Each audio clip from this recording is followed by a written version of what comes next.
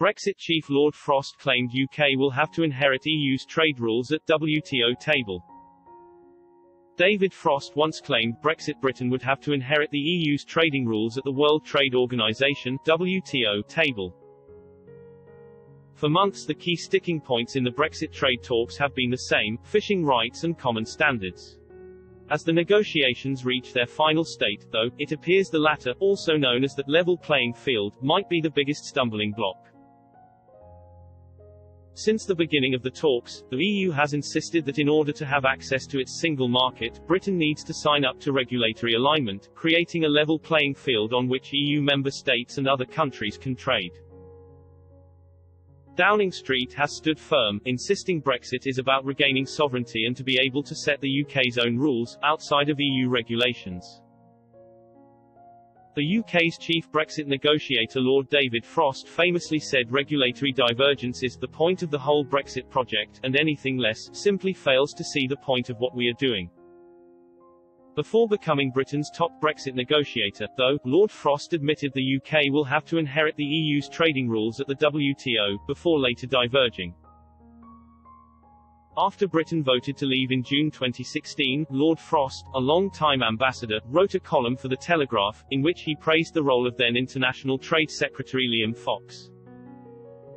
He argued that even though, at the time, Mr. Fox could not negotiate in the World Trade Organization (WTO) and sign trade deals, the former minister had a very important job, to mark a presence in the world. He also urged Mr. Fox to make clear that, although we will have to inherit the EU's trading rules at the WTO in the short run, we intend rapidly to reduce as many as possible of these tariffs and quotas to zero. Lord Frost added, that would be a powerful statement of confidence in Britain's openness to the world and the ability to sustain ourselves as a global trader. Some argue that this will stop us getting good trade deals. Why should other countries get rid of their tariffs if we have already scrapped ours? I don't buy this argument. Tariffs tend to be the easy bit of free trade agreements. What makes the difference is agreement on regulations and product standards, services, and investment. By moving on tariffs we can focus on the things that really matter.